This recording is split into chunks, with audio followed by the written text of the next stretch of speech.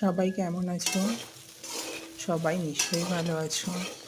আমি দুদিন video post করতে পারিনি, একটু প্রবলেম ছিল।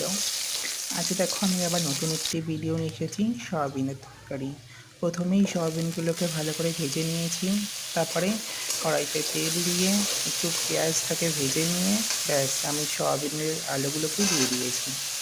তারপরে ভেজে রাখা সয়াবিনগুলোকে দিয়ে দিয়েছি, আদা বাটা রসুন বাটা দিয়েছি, হলুদ গুঁড়ো দিয়েছি, লঙ্কার গুঁড়ো দিয়েছি, জিরে গুঁড়ো দিয়েছি, পরিমাণ মতো লবণ দিয়েছি, দিয়ে এটাকে বেশ ভালো করে নেড়ে চেড়ে কষে নিয়েছি। তারপরে হলুদ গুঁড়ো দিয়ে আরও এটাকে ভালো করে কষে নিয়ে তারপর এটাকে জল দিয়ে দিয়েছি।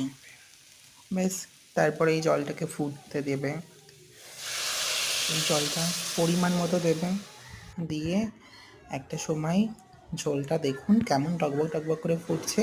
ব্যাস, তারপরে রেডি আমার সয়াবিনের তরকারি। কেমন লাগলে অবশ্যই কমেন্ট করে জানাবেন, আর একবার আপনারা ট্রাই করে দেখবেন, খুব সুন্দর খেতে এই রকমভাবে সয়াবিনের তরকারি।